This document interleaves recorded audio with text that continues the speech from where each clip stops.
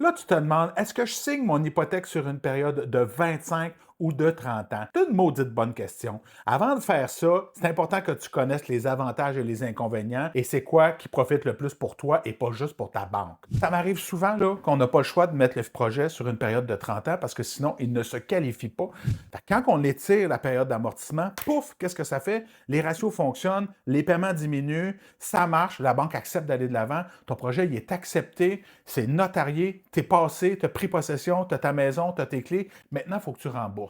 Fait que là, entre le 25 et le 30 ans, bah, j'ai des petits bémols, mais regarde, on va en parler. Une hypothèque de 600 000 sur 30 ans à 4 ça te fait un paiement aux 2 semaines de 1316. Ce que tu peux faire, c'est que tu prends le 2 semaines accéléré. Fait que là, ton paiement va augmenter un petit peu à 1426 aux 2 semaines et tu réduis ta période d'amortissement. On est presque aux alentours de 25 ans et 11 mois. Fait que tu as coupé quasiment de 4 ans ton amortissement. La beauté du 30 ans, l'avantage, c'est que si à un moment donné, tu n'es plus capable de faire des paiements accélérés, tu reviens à ton paiement minimum de 1300, le temps de souffler, puis quand tu es plus à l'aise, puis que là, les finances reprennent du mieux, ben tu réaugmentes tes paiements pour que ça te coûte le moins cher en intérêt possible. Ça, c'est à ton avantage, parce que sinon, c'est de l'intérêt que tu donnes à ta banque, c'est ton argent, tu gagnes assez cher. Tu veux qu'on regarde la meilleure stratégie pour te qualifier, puis ensuite de ça, pour voir c'est quoi la meilleure stratégie pour le rembourser dans ton avantage à toi, ça va me faire plaisir. Tout est dans les commentaires. Je te souhaite une bonne journée. À bientôt.